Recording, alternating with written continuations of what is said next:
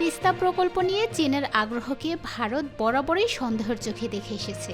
ভারত মনে করে চীন তাদের বেল্ট অ্যান্ড রোড ইনিশিয়েটিভের মাধ্যমে ভারতকে চারপাশ থেকে ঘিরে ফেলতে চায়। ভারতের গবেষণা সংস্থা অবজারভার রিসার্চ ফাউন্ডেশনের অনুসুয়া বসুর রায়চৌধুরী বিবিসি বাংলাকে বলেন, তিস্তা প্রকল্পে যে ভূ রাজনৈতিক গুরুত্ব রয়েছে সেটি অস্বীকার করা যাবে না।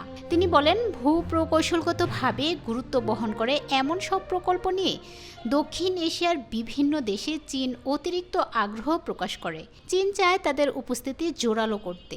তাছাড়া ভারতের পশ্চিমবঙ্গের জন্য তিস্তা নদীর পানি অত্যন্ত গুরুত্বপূর্ণ। তিস্তা প্রকল্পের আওতায় আছে নদী খনন করে গভীরতা বাড়ানো, সারা বছর নৌ চলাচলের ব্যবস্থা করা, নদীর দুই তীরে স্যাটেলাইট শহর নির্মাণ। এই প্রকল্প নিয়ে ভারতের আপত্তির বেশ কিছু কারণ থাকতে পারে বলে মনে করেন পর্যবেক্ষকরা। প্রথমত, ভারত যদি এই প্রকল্পকে স্বাগত জানায় তাহলে এখানে জড়িত হওয়ার ক্ষেত্রে ভারতের বাধ্যবাধকতা তৈরি হতে পারে এবং সেক্ষেত্রে তাদের বিনিয়োগের প্রশ্ন উঠতে পারে।